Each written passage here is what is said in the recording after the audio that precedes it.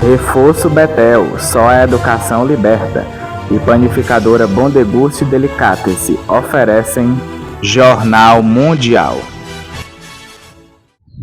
Boa noite. Boa noite. Os protestos contra o regime dos ayatollahs já deixam cerca de 2 mil mortos no Irã. E autoridades iranianas marcam para amanhã a primeira execução de um manifestante preso. Os Estados Unidos avaliam o ataque aéreo como uma opção de resposta à repressão das manifestações. Em Paris, agricultores protestam contra o acordo entre a União Europeia e o Mercosul. A ONU pede uma investigação sobre a morte da mulher baleada por um agente de imigração dos Estados Unidos. A Espanha realiza a maior apreensão de cocaína em alto mar da história. Aqui no Brasil, a PF realiza uma operação que investiga o desvio de emendas parlamentares e tem como alvo o deputado Félix Mendonça, do PDT da Bahia. E a Polícia Civil de São Paulo prende 3 membros do PCC acusados de serem mandantes do assassinato do ex-delegado-geral Rui Ferraz em setembro. O Jornal Mundial está começando.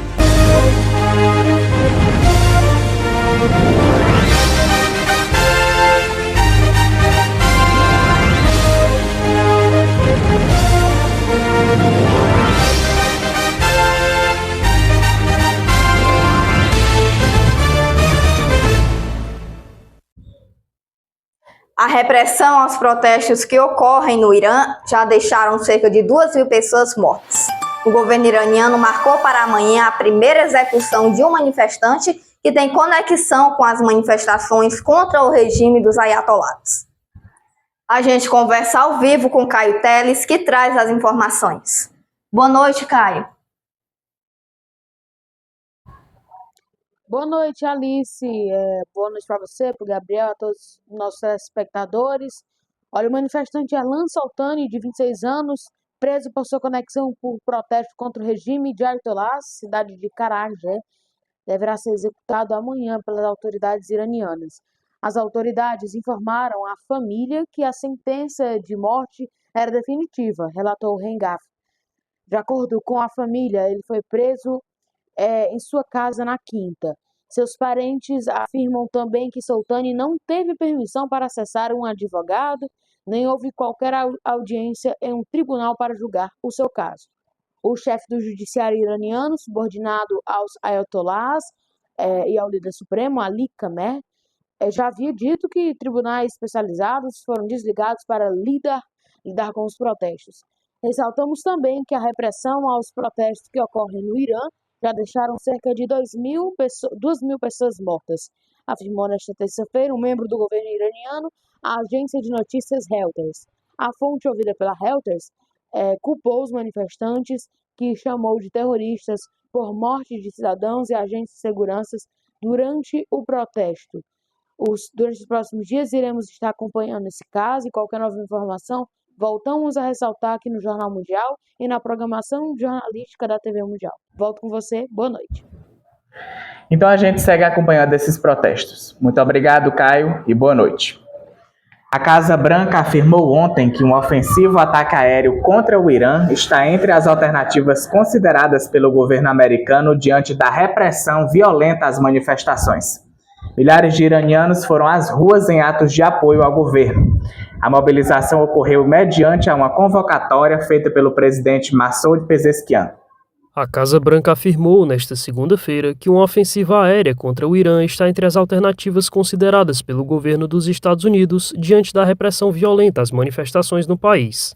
Segundo a secretária de imprensa Karoline Leavitt, o presidente Donald Trump mantém, abre aspas, todas as opções sobre a mesa, fecha aspas, incluindo o uso da força militar. Ataques aéreos seriam apenas uma entre muitas possibilidades à disposição do comandante-chefe, declarou a secretária. Leavitt destacou ainda que Trump já demonstrou, em outras ocasiões, disposição para recorrer a ações militares quando julga necessário. Abre aspas, o Irã sabe disso melhor do que ninguém, fecha aspas. Apesar do tom duro, a porta-voz reforçou que a diplomacia segue sendo a prioridade do governo norte-americano. Em resposta, o líder supremo do Irã, o Ayatollah Ali Khamenei, pediu que Trump cuide de seus próprios problemas e acusou os Estados Unidos de estimularem os protestos no país. As manifestações tiveram início em bazares de Teherã, impulsionadas pela alta inflação, e se espalharam rapidamente, assumindo um caráter mais amplo de contestação ao regime. De acordo com organizações de direitos humanos, mais de 500 pessoas morreram e cerca de 10.600 foram presas desde o início da onda de protestos.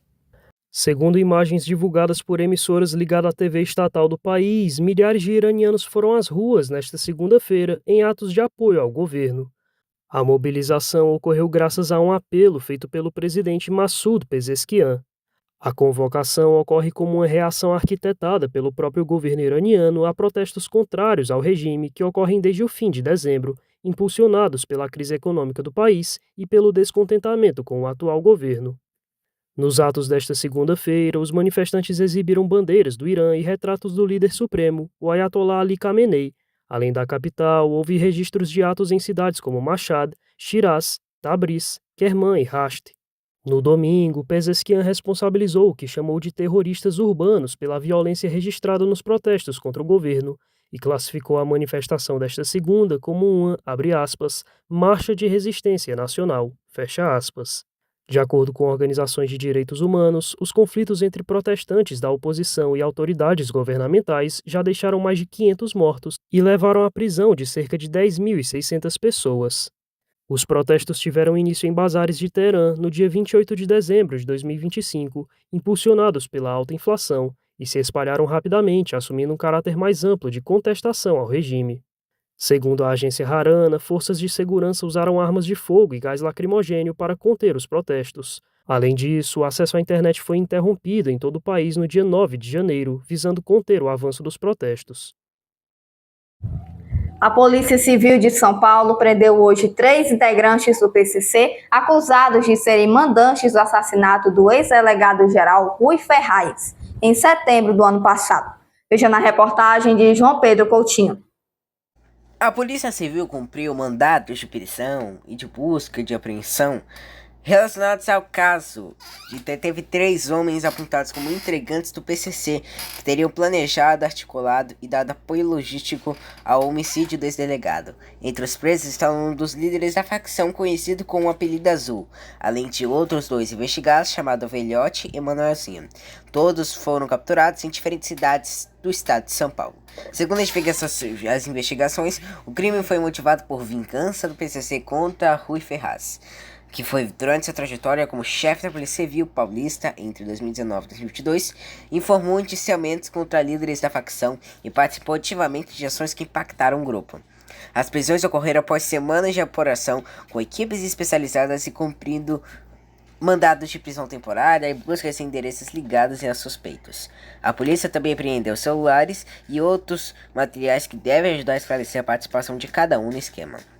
Autoridades afirmam que o trabalho investigativo segue em andamento para identificar possíveis outros integrantes envolvidos no homicídio e o papel de cada criminoso no planejamento da emboscada que culminou na morte de Rui Ferraz, considerado um dos maiores inimigos do PCC por sua atuação no combate ao crime organizado. Essas são as informações. João Pedro Coutinho retorna aos estúdios do Jornal Mundial. A Polícia Federal realizou nesta terça-feira uma nova fase da Operação Overclimb, que tem como objetivo desarticular uma organização criminosa suspeita de desvio de emendas parlamentares, além de corrupção e lavagem de dinheiro. O deputado Félix Mendonça Júnior, do PDT da Bahia, é o principal alvo. O deputado federal Félix Mendonça Júnior, do PDT da Bahia, é o principal alvo da Operação Overclimb, deflagrada nesta manhã pela Polícia Federal. A investigação apura a existência de uma organização criminosa suspeita de desvio de emendas parlamentares, corrupção, fraude em contratos públicos e lavagem de dinheiro. A operação cumpre 9 mandados de busca e apreensão em endereços ligados ao parlamentar, incluindo sua residência em Salvador e em Brasília, sua casa de praia e seu escritório político na capital baiana. A Justiça também determinou o bloqueio de aproximadamente 24 milhões de reais, com o objetivo de interromper a movimentação de recursos de origem ilícita e preservar valores para eventual ressarcimento aos cofres públicos. Natural de Itabuna, Félix Mendonça Júnior tem 62 anos, está no 4º mandato consecutivo como deputado federal e preside o PDT na Bahia. É formado em Administração de Empresas pela Universidade Federal da Bahia e, desde abril do ano passado, ocupa o cargo de secretário de Relações Internacionais da Câmara dos Deputados. O parlamentar e seu assessor já haviam sido alvos de fases anteriores da mesma operação. A defesa nega irregularidades e a investigação segue em andamento. Uma quadrilha formada por cerca de 14 criminosos encapuzados invadiu uma loja de motocicletas na madrugada de hoje em Itajaí, no litoral norte de Santa Catarina. O grupo quebrou o vidro do estabelecimento e furtou 12 motocicletas de alto valor comercial, fugindo em comboio, pilotando os veículos pela Avenida Oswaldo Reis. A polícia militar foi acionada e, durante as buscas, localizou e deteve alguns suspeitos em Camboriú e Balneário Camboriú, incluindo adolescentes apreendidos. Um dos envolvidos, de 18 anos, foi encontrado ferido e levado ao hospital com fraturas após uma queda durante a fuga. Até o momento, 7 motocicletas foram recuperadas e as autoridades seguem investigando para capturar os demais envolvidos. A Polícia Civil do Paraná deflagrou uma operação contra um grupo criminoso acusado de roubar um lote de diamantes avaliados em cerca de 15 milhões de reais em Londrina. Investigadores identificaram que os assaltantes se passaram por policiais para abordar as vítimas e subtrair as pedras preciosas. Foram cumpridos mandados de prisão preventiva e de busca e apreensão, incluindo em cidades de São Paulo, e todos os principais suspeitos já foram detidos. A ação também resultou no sequestro de bens e valores para reparação do prejuízo. A investigação apura ainda uma possível lavagem de dinheiro relacionada ao caso. Veja a seguir: agricultores protestam em Paris contra o acordo entre a União Europeia e o Mercosul. A Espanha realiza a maior apreensão de cocaína em alto mar da história.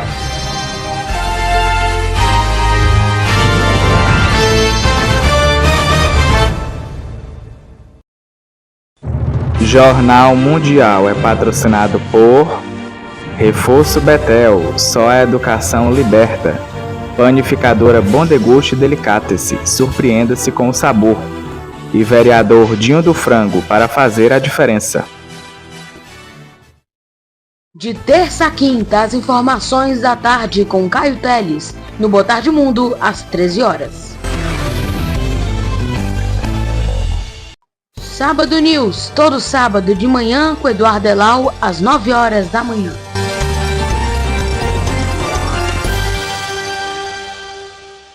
Revista do Domingo, seu noticiário no domingo com Clara Bezerra, às 19 horas.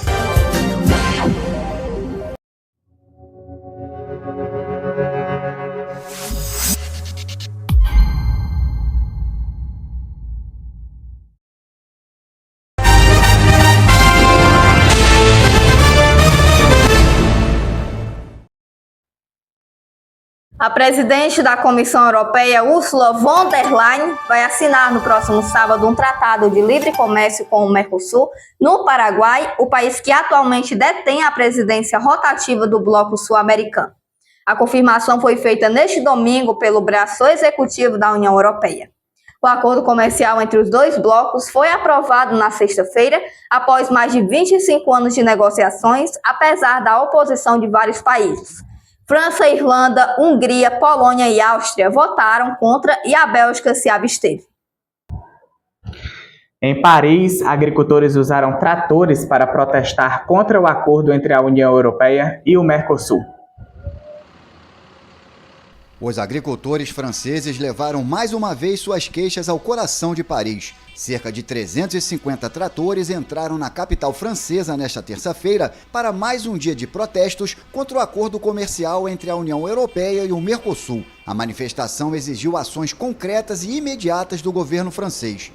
A assinatura do acordo é a gota d'água no profundo descontentamento dos agricultores, que vêm reclamando há meses da incerteza climática e econômica. Desde dezembro, o setor organiza protestos e bloqueios de estradas devido à forma como o governo lidou com o surto de dermatose nodular contagiosa, que afetou gravemente o gado francês. Hoje viemos dizer mais uma vez que estamos morrendo e que os políticos precisam nos ouvir. Estamos morrendo em nossas fazendas. Passamos 3 anos sem renda, com receitas negativas. E hoje nos falta horizonte. Não sabemos como conduzir nossas fazendas, como adaptá-las. O que queremos da nossa agricultura? Os franceses ainda querem sua agricultura? O governo anunciou na última sexta-feira um pacote de ajuda de 300 milhões de euros para o setor, incluindo medidas como desbloqueio de projetos de irrigação agrícola. Mas essas iniciativas não conseguiram acalmar os agricultores e pecuaristas, que dizem estar fartos da situação, que enfrenta desafios tanto climáticos quanto econômicos. A assinatura do acordo comercial entre a União Europeia e a Argentina, Brasil, Paraguai e Uruguai, ao qual a França se opõe, está marcada para o próximo sábado em Assunção. A escalada retórica dos Estados Unidos sobre a Groenlândia levou o governo local a endurecer o tom e recorrer à OTAN como fiadora de sua segurança, ampliando o mal-estar entre aliados diante das declarações do presidente americano Donald Trump. A Groenlândia não aceita sob nenhuma circunstância o desejo dos Estados Unidos de se apoderar do vasto território ártico, parte do Reino da Dinamarca. Em um comunicado, o governo da ilha disse ainda que vai intensificar seus esforços para garantir sua defesa por parte da OTAN. Em viagem à Croácia, o secretário-geral da Aliança Militar, Mark Rutte, afirmou que a organização trabalha em formas de reforçar a segurança no Ártico. Atualmente estamos discutindo o próximo passo nisso. Como garantir que daremos continuidade prática a essas discussões, para assegurar que, como aliança, façamos tudo coletivamente e por meio de nossos aliados individuais para manter o Ártico seguro. Como todos concordamos, isso tem de ser uma prioridade. Na semana passada, França, Alemanha, Itália, Polônia, Espanha e Reino Unido, todos membros da OTAN, emitiram uma declaração conjunta, expressando seu apoio à Dinamarca e à Groenlândia, diante das ações do presidente americano Donald Trump. No domingo, o republicano reiterou que os Estados Unidos se apoderariam do território de uma forma ou de outra, afirmando que precisa de um título de propriedade. Anteriormente, ele havia reconhecido que poderia ter que escolher entre preservar a integridade da aliança militar ou controlar o território dinamarquês. O ex-presidente do Panamá, Ricardo Martinelli, que está exilado na Colômbia, se declarou inocente perante um tribunal das acusações de lavagem de dinheiro proveniente de subornos pagos pela construtora brasileira Odebrecht. O caso começou a ser julgado ontem. O ex-presidente panamenho Ricardo Martinelli se declarou inocente perante um tribunal que o julga por suposta lavagem de dinheiro relacionada a subornos da construtora brasileira Odebrecht. Martinelli, de 73 anos, compareceu por videoconferência da Colômbia, onde está exilado, no início do julgamento em um tribunal criminal panamenho, juntamente com cerca de 20 outros réus que também negaram as acusações. Le pregunto, ¿se considera usted responsable de los cargos que se le formulan? Soy inocente, no soy responsable. A procuradora anticorrupção, Ruth Morcillo, afirmou que o Ministério Público vai apresentar um processo para condenação por lavagem de dinheiro contra os réus. Segundo a acusação, embora os pagamentos da Odebrecht não tenham sido depositados diretamente nas contas de Martinelli, ele teria sido destinatário final e sabia da origem ilícita dos fundos. A construtora admitiu ter pago 59 milhões de dólares em propinas no Panamá durante o governo Martinelli entre 2009 e 2014 para garantir grandes contratos de obras públicas. O julgamento, que já foi adiado 5 vezes, tem prazo final em 13 de fevereiro e depois o juiz tem 30 dias para proferir a sentença. A Odebrecht se declarou culpada em 2016 em um tribunal dos Estados Unidos de distribuir mais de 788 milhões de dólares em propinas, principalmente na América Latina, onde os ex-presidentes peruanos Alejandro Toledo e Ollanta Humala cumprem pena em conexão com este caso. Uma nova onda de ataques da Rússia contra a Ucrânia deixou pelo menos 4 mortos na madrugada de hoje. A Rússia lançou dezenas de mísseis e drones na madrugada desta terça-feira contra vários locais na Ucrânia, deixando pelo menos 4 mortos e danificando uma usina elétrica. De acordo com a Força Aérea Ucraniana, o ataque incluiu 25 mísseis e 293 drones, visando as regiões de Kiev, Kharkiv, Zaporizhia e Dnipropetrovsk.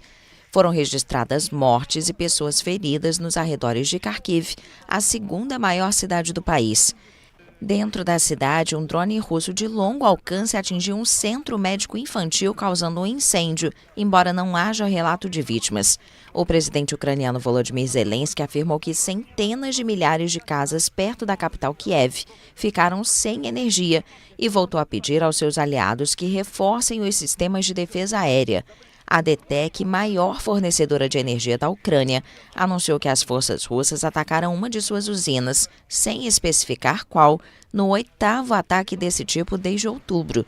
De acordo com a operadora, desde o início da invasão russa da Ucrânia em 2022, Moscou atacou usinas de energia do país 220 vezes.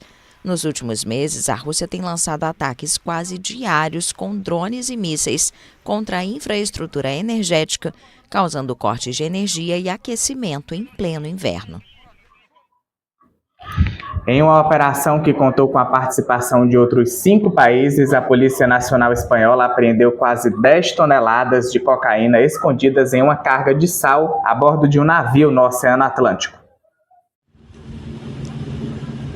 A polícia espanhola anunciou nesta segunda-feira a maior apreensão de cocaína que já realizou em alto mar, após interceptar um navio porta-contêineres no Oceano Atlântico com destino à Europa, transportando quase 10 toneladas da droga.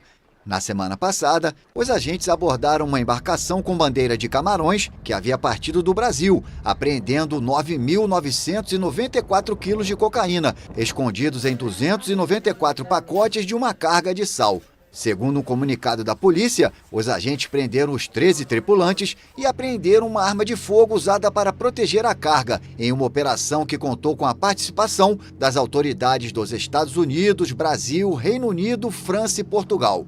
Os laços estreitos da Espanha com a América Latina e a proximidade com o Marrocos, um dos principais produtores de maconha, fazem do país um ponto de entrada crucial para o tráfico de drogas na Europa. Em 2024, a polícia espanhola apreendeu 13 toneladas de cocaína em um navio porta-containers que havia chegado ao porto de Algeciras, no sul do país, vindo do Equador. Foi a maior apreensão de cocaína já registrada no país. As Nações Unidas pediram hoje uma investigação independente após um agente de imigração dos Estados Unidos ter matado a tiros uma mulher em Minneapolis na semana passada.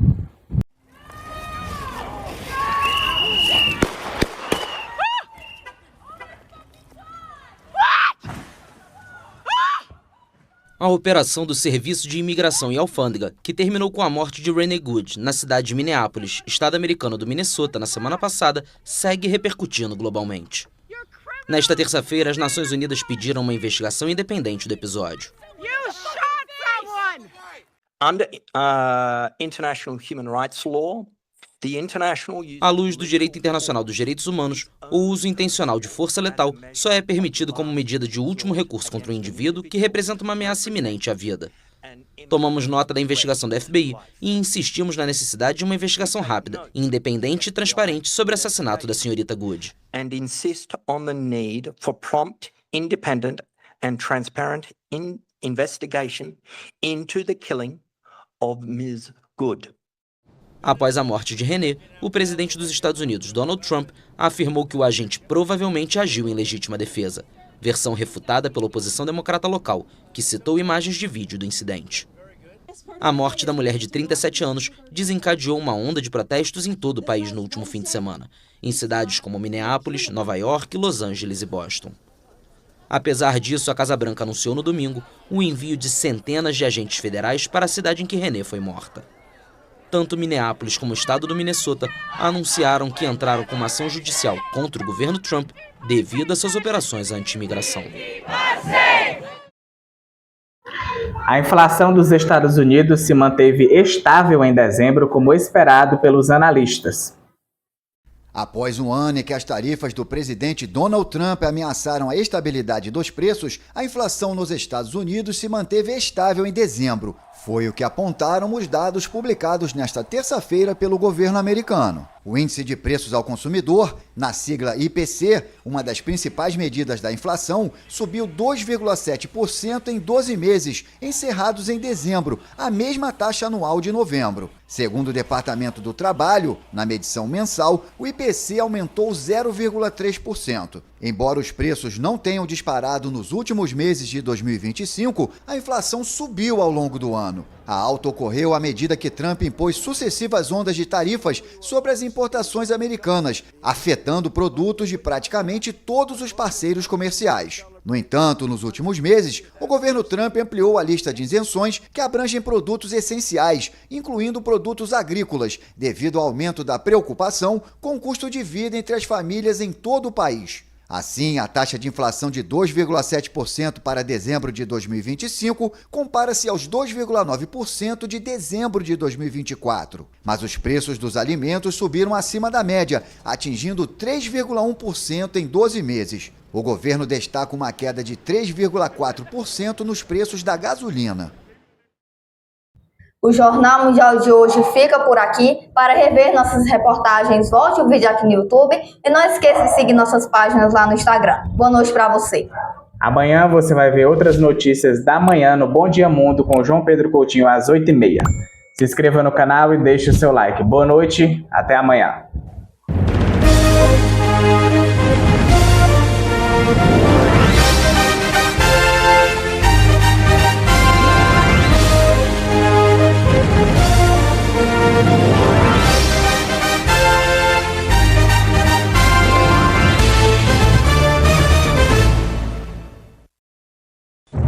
Jornal Mundial é patrocinado por Reforço Betel, só a educação liberta.